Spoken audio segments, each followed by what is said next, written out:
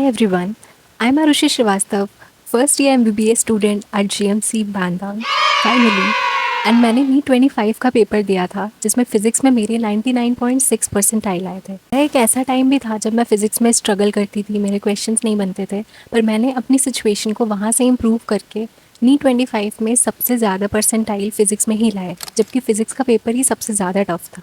इस वीडियो में मैं आपको फ़िज़िक्स से रिलेटेड सब बताऊंगी, आपको कॉन्सेप्ट कैसे क्लियर करना है, क्वेश्चन में क्या अप्रोच रखनी है, मॉक टेस्ट से रिलेटेड चीज़ें, एंड आपके और भी जो डाउट थे आप वो टाइम स्टैम्प में चेक कर सकते हो, जिससे जो भी आपका डाउट हो आप सिर्फ वही सेक्शन देखो। फ़िज़िक्स बहुत ही प्यारा सब्जेक्ट है। अगर आप सही अप्रोच से फ़िज़िक्स को पढ़ते हो तो आपका फ़िज़िक्स का डर ख़त्म हो जाएगा एंड इवन फ़िज़िक्स आपका one of the most favourite subject होगा। देखो मेरे पेपर में तो फ़िज़िक्स ने ही मेरा गेम चेंज कर दिया। तुम्हें फ़िज़िक्स से डरना नहीं है, बस एक सही अप्रोच के साथ फ़िज़िक्स को पढ़ना है। सबसे पहले हम लोग अबाव बात करते हैं कि आपको थियोरी कैसे अपनी स्ट्रॉन्ग करनी है, क्योंकि सबसे पहला स्टेप तो यही है कि आपको अपने कॉन्सेप्ट्स बनाने हैं फ़िज़िक्स के। सबसे पहले जो तुम्हें काम करना है वो तुम्हें लेक्चर्स देखने वाला काम करना है फ़िज़िक्स के कॉन्सेप्ट बनाने के लिए।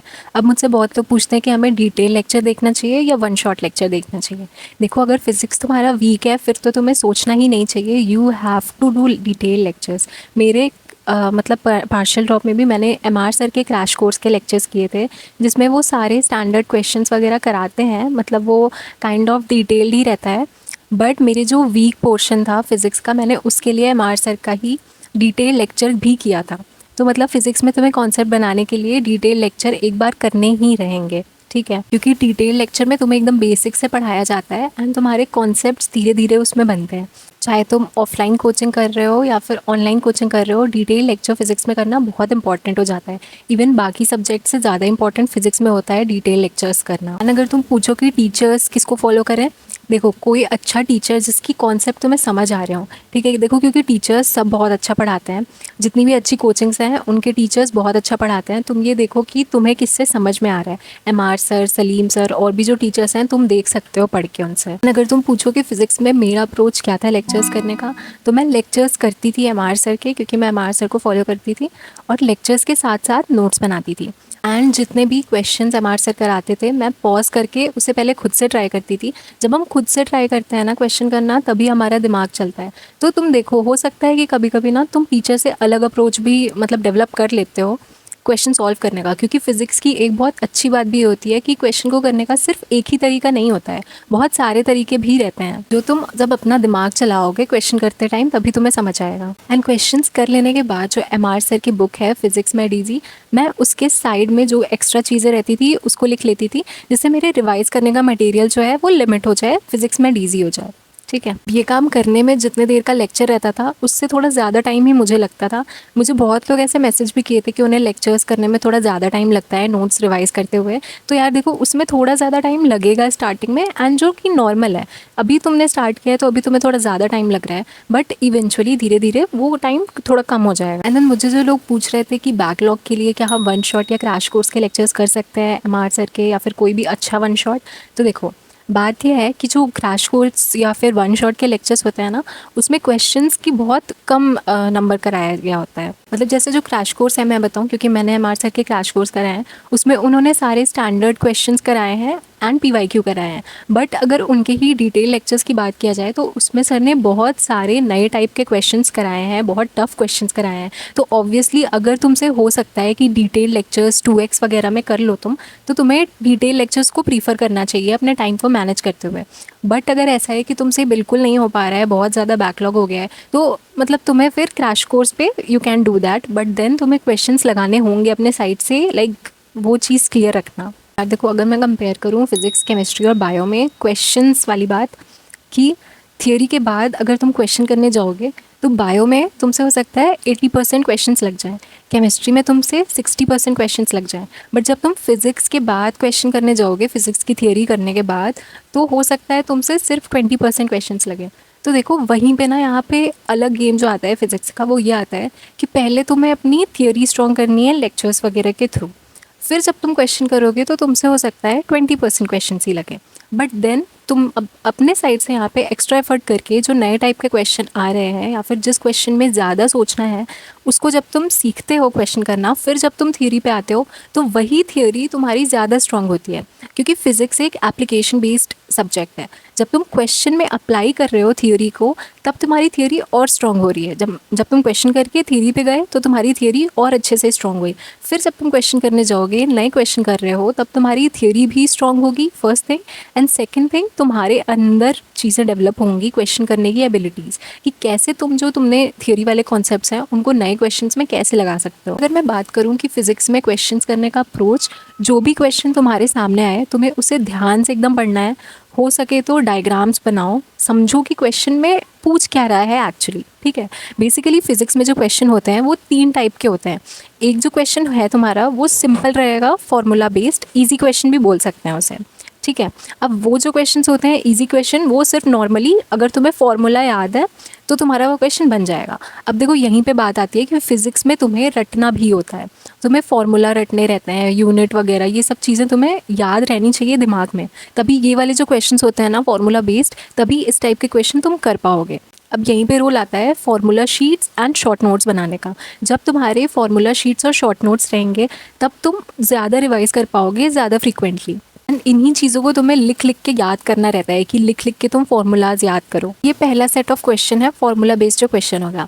अब जो दूसरा सेट ऑफ क्वेश्चन होता है वो स्टैंडर्ड क्वेश्चंस होते हैं। स्टैंडर्ड क्वेश्चंस क्या होता है, तुम्हें हर मॉड्यूल में, चाहे तुम किसी भी कोचिंग के मॉड्यूल करो, तुम्हें उस टाइप के क्वेश्चन मिल जाएंगे। प्री-वाईक्यू बेस्ड जो क्वेश्चन होते हैं वो सारे स्टैंडर्ड क्वेश्चन होते हैं जो तुम्हें करना ही होता है। एंड ये क्वेश्चंस जो होते हैं वो मॉडरेट होते हैं, उसमें थोड़ा बहुत तुम्हारा दिमाग लगता है। एंड ये भी तुम्हें क्वेश्चन प्रैक्टिस से ये चीज़ तुम्हारी हो जाएगी। ये जो तुम्हारे स्टैंडर्ड क्वेश्चंस होते हैं ये मॉड्यूल्स और टीचर्स कराते हैं, ठीक है। अब देखो जो तुम्हारे तीसरे टाइप के क्वेश्चंस आते हैं फिजिक्स में, नए टाइप के क्वेश्चन, या फिर बोल सकते हैं कि मल्टीपल कॉन्सेप्ट की इन्वॉल्वमेंट वाले क्वेश्चन। अब ये क्वेश्चन तुम्हारे तभी बनते हैं जब तुम्हारे 2-3 कॉन्सेप्ट एकदम अच्छे से, जो भी उस क्वेश्चन में 2-3 कॉन्सेप्ट लग रहे हैं, वो 3 कॉन्सेप्ट तुम्हारे अच्छे से पता है तुम्हें कि वो कैसे इंटरकनेक्ट हो रहा है आपस में। कैसे क्वेश्चन में 3 कॉन्सेप्ट एक साथ लग रहे हैं वो तुम्हें आना चाहिए।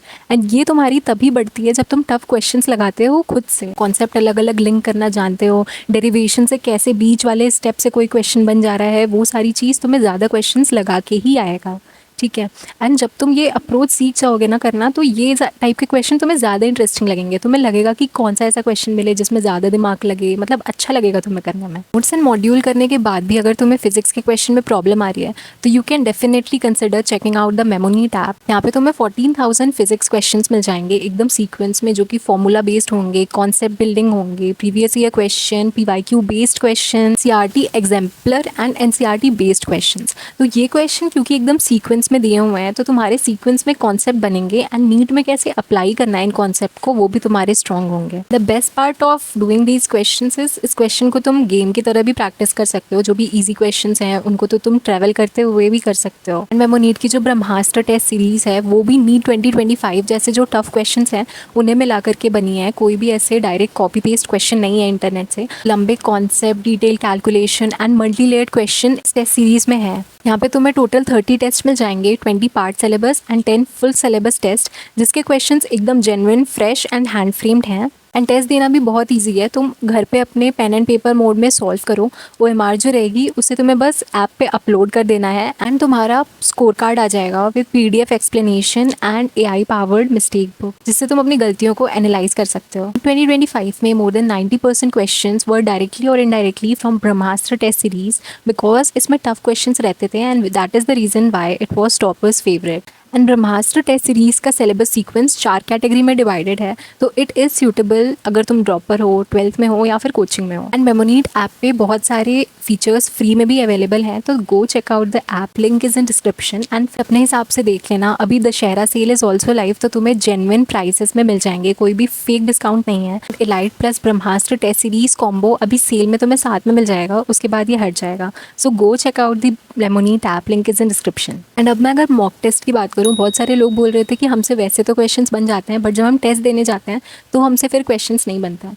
देखो ये चीज़ ना टेस्ट ज़्यादा देते हुए ही जाती है, ये चीज़ सबके साथ स्टार्टिंग में होती है, बट जैसे जैसे तुम क्वेश्चंस करोगे टेस्ट में वैसे अच्छा होगा। मैं तुम्हें बताती हूँ कुछ टिप्स मेरी साइड से।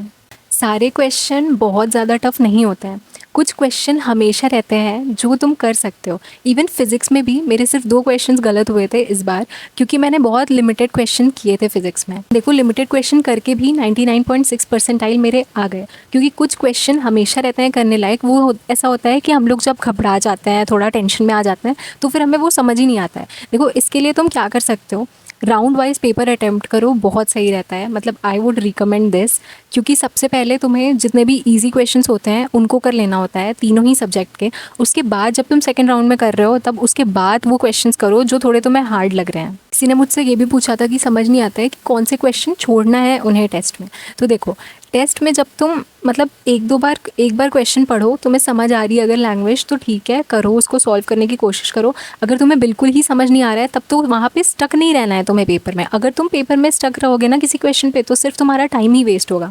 तुम्हें पेपर में पढ़ना है, क्वेश्चन समझना है कि क्या पूछ रहा है। अगर तुम्हें उस टाइम पे समझ आ जा रहा है कि ये क्या पूछ रहा है, क्या लगेगा, तब तो तुम क्वेश्चन करने की कोशिश करो। अगर नहीं हो रहा है तो फिर तुम उसे उस टाइम के लिए छोड़ दो, वापस आके बाद में देखना। तो ऐसा होता है ना कभी कि फ़र्स्ट टाइम में हमसे क्वेश्चन नहीं बनते हैं, बट जब हम सेकंड टाइम आके देखते हैं तो ऐसा लगता है कि यार ये तो बहुत इजी क्वेश्चन ही पूछ रहा था, ये तो हो जाएगा। मतलब ऐसा सबके साथ होता है, दिस इज़ नॉर्मल। एंड ये चीज़ तब जाएगी ना जब तुम क्वेश्चन करोगे, मॉक टेस्ट दोगे। तो इसलिए क्वेश्चन देखो, तुम्हें अगर फिजिक्स अच्छी करनी है ना, तो फिजिक्स के क्वेश्चंस एंड मॉक टेस्ट देते रहना, तुम्हारा सही हो जाएगा फिजिक्स। जो भी तुम्हारी मॉक टेस्ट की गलतियां रहेगी उनको समझना कि तुमसे क्यों गलत हो रहा है। क्या तुम फॉर्मूला भूल रहे थे, या फिर तुम स्टैंडर्ड क्वेश्चन तुम भूल गए कि क्या अप्रोच लगती है इस क्वेश्चन में, या फिर तुम 3-4 क्वेश्चन को लिंक नहीं कर पाए। ये सब चीज़ें तुम्हें समझनी होंगी। ये चीज़ें जब तुम समझोगे कि मुझसे क्या गलती हो रही थी, कोई ऐसा कॉन्सेप्ट है जो मैं बार बार भूल रहा हूँ, तो तुम उसे लिखोगे, अलग से याद करोगे, तब तुम्हारा ये चीज़ सही हो जाएगा। तो अब अगर मैं तुम्हें बताऊँ कि तुम्हें फिजिक्स के लिए रिसोर्सेज क्या क्या यूज़ करनी है, सबसे पहले अपने थियरी का रिसोर्स फिक्स करो कि तुम्हें कौन से टीचर को फॉलो करना है, किसके डिटेल लेक्चर्स देखने हैं, ठीक है। क्योंकि ज़्यादातर तुम्हारे कॉन्सेप्ट जो बनने वाला चीज़ रहता है वो तुम्हारा डिटेल लेक्चर्स में बनेगा। जब तुम्हारे लेक्चर्स हो जाएं तब तुम्हें क्वेश्चन प्रैक्टिस करनी है। अब क्वेश्चन प्रैक्टिस तुम्हें कैसे करनी है, डीपीपी या फिर मॉड्यूल के जो क्वेश्चन होते हैं वो तुम्हें करना है। उसके बाद तुम्हें नीट के प्रीवियस ईयर क्वेश्चन करना है। मतलब ये तो ऐसा चीज़ है जो तुम्हें स्किप नहीं ही करना है। उसके बाद देखो बाकी चीज़ें पूरा उस पर डिपेंड करती हैं कि तुम्हारे पास टाइम कितना है।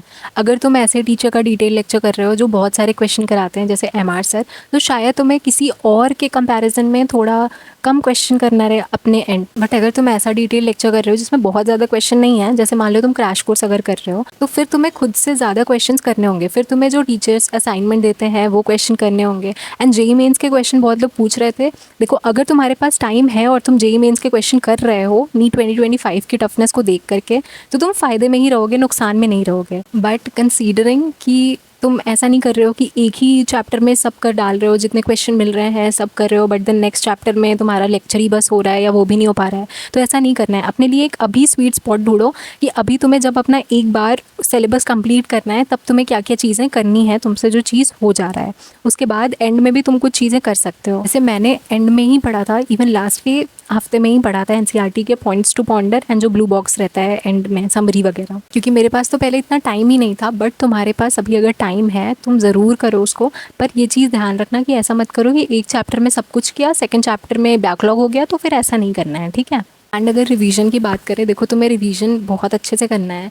रिवीजन गेम चेंजर चीज़ होता है। अगर ऐसा भी हो सकता है कि तुम अभी पूरा पढ़ लो, बट एंड में अगर तुम रिवाइज़ नहीं करोगे तो फिर वो सब बेकार ही हो जाएगा। तो इसलिए अगर तुम अपना अभी से ही थोड़ा थोड़ा रिवाइज़ करते चलोगे तो बहुत अच्छा रहेगा। मैंने अपना टेस्ट के अकॉर्डिंग रिवीजन रखा था। एंड कभी अगर मुझे लगता था कोई चीज़ ज़्यादा वीक हो गया है तो मैं उसको रिवाइज़ कर लेती थी। एंड में मैंने मिस्टेक बुक भी बनाया था जिसको मैं डेली ही रिवाइज़ करती थी। वो मैं तुम्हें अलग से बताऊंगी किसी अलग वीडियो में। उस चीज़ ने भी मेरे बहुत मार्क्स बढ़ाए हैं। देखो तुम्हें रिवीजन के लिए जो सोर्स रखना है, हर बार ज़रूरी नहीं है कि तुम डिटेल नोट्स से रिवाइज़ करो। तुम्हें अपने शॉर्ट नोट्स रिवाइज़ करना है, फार्मूला शीट्स रिवाइज़ करना है।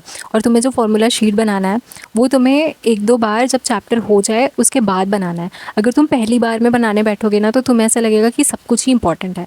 बट जब 1-2 बार चैप्टर रिवाइज़ हो जाता है तब तुम्हें ये समझ आता है कि कौन सी चीज़ ज़्यादा इंपॉर्टेंट है, किससे ज़्यादा क्वेश्चन आते हैं, क्या तुम ज़्यादा भूल रहे हो। उसके अकॉर्डिंग फिर तुम्हें अपनी फार्मूला शीट्स बनानी रहती है। मैंने फ़िज़िक्स के लिए एक पन्ने का एक चैप्टर कंप्लीट करके शॉर्ट नोट्स बनाया था। अगर तुम्हें रेफरेंस के लिए वो चेकआउट करना होगा तो मैं टेलीग्राम चैनल की लिंक डिस्क्रिप्शन में दे दूँगी, you can check out that. तो अभी आज के वीडियो के लिए इतना ही। आई होप कि तुम्हें इस वीडियो से अपने फिजिक्स रिलेटेड जो भी डाउट्स होंगे उसमें क्लैरिटी मिली होगी। मैंने कोशिश किया था कि मैं सारे एक एक डाउट जो मुझे मिले थे मैं वो सारे ही लूँ। अगर तुम्हारा कोई डाउट बचता है तो तुम कमेंट में ज़रूर बताना, मैं पूरी कोशिश करूँगी कि मैं उसे रिप्लाई कर सकूँ। So till then take care, अच्छे से पढ़ाई करो एंड ऑल द बेस्ट।